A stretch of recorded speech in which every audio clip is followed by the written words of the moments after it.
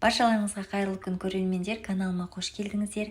Бүгін сіздерге еттің қамырын, яғни бешбармақтың қамырын кесілген күйінде және де бүтіндей күйінде мұздатқышта қалай дұрыс сақтауға болады, сол жайлы толықтай түсіндіріп көрсететін боламын. Видеоны міндетті түрде соңына дейін қарап, рецепті сақтап алуға кеңес беремін. Алдағы уақытта өз қажеттілеріңізге жарайды деген ойдамын. Ең алдымен қамырын илеп аламыз. Ол үшін салқын суға бір жұмыртқамызды саламыз. Және де бір асықты толтырып, сұйық май қосамыз. Содан соң шай қасықты толтырып, тұз саламыз, жақсылап араластырамыз. Жұмыртқамыз бен суымыз біркелікті болып араласқанға дейін осылай қасықтың көмегімен жақсылап араластырып аламыз. Келесі кезекте осы сұйықтығымызды, яғни суымызды ұнымыздың ортасына құямыз. Осы видеодағыдай етіп ортасына ашып аламыз. Барлығын бірден құйып жіберіп, қолымызбен жұмыс жасау арқылы қамыр илейміз. Осыдан артық су қосудың қажеті жоқ. Қолыңызбен жақсылап жұмыс жасайтын болсаңыздар, сіздерде кереметтей қамыр иленіп шығады. Негізі бұл қамырды тек қана бешбармаққа емес, мантыға, пельменге, кеспе сорпаларға қолдансаңыздар болады. Және де мұздатқышта 2 апта көлемінде сақтасаңыздар болады. Көріп тұрғандарыңыздай, біздің қамырымыз дайын болып қалды. Бастапқы кезде қатты болып көрінуі мүмкін, бірақ ол жағынан уайымдамаңыздар. Қазір біз таза салапанға салып тындырып қоямыз. Сол аралықта біздің қамырымыз тағы да жұмсақ болып келе шығады. Таза салапанға салып, бөлме температурасында 20 минутқа тындырып қоямыз. 20 минуттан соң қамырымызды аламыз. Көріп тұрғандарыңыздай қамырымыз кішкене жұмсарған. Енді теңдей 2 бөлікке бөліп, тағы да қамырмен қолымызбен жұмыс жасаймыз. Құрметті менің сүйікті көрермендерім, егер осы видео сіздерге ұнап жатса, рецепт пайдалы болып жатса, лайк басып, астына өз пікіріңізді қалдыруды ұмытпаңыздар. Көріп тұрғандарыңыздай біздің қамырымыз дайын болды. Келесі екінші бөлігінде жақсылап қолымызбен жұмыс жасап, тағы да таза салапанға салып, бөлме температурасына 15-20 минутқа тындырып қоямыз. 15-20 минуттан соң қамырымыздың бір бөлігін алып, ұн сеуіп, осы видеода көрсетілгендей етіп, бетінен жұдырығымызбен осылай басып шығамыз. Сол кезде біздің қамырымыз біркелікті тегіс болып жайылатын болады.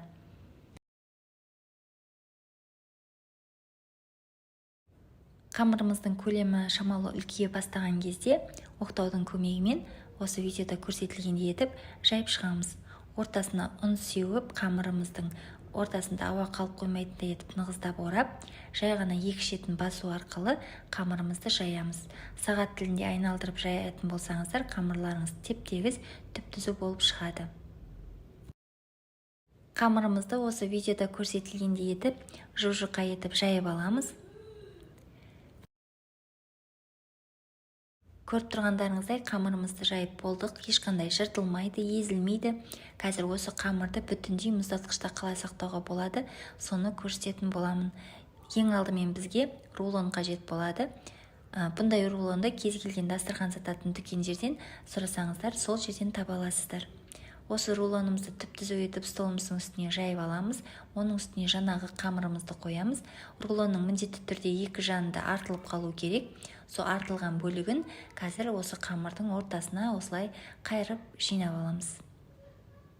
Көріп тұрғандарыңыздай, осылай жанынан қалған рулонды қамырымыздың ортасына дейін әкелеміз. Екі жанынан да міндетті түрде қалдыруды ұмытпаңыздар.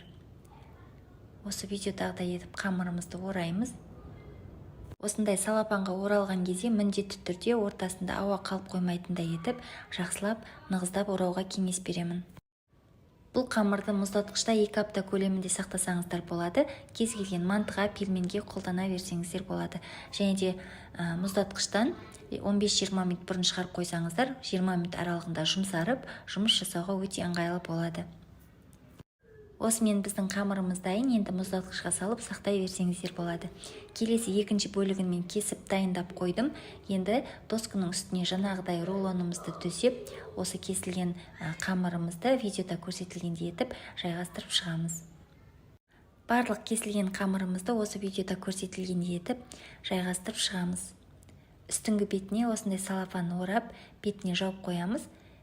Көріп тұрғандарыңыздай бізде дайын, енді мұздатқышқа салып сақтай берсеңіздер болады. Кез келген кезде тамаққа қолдана бересіздер.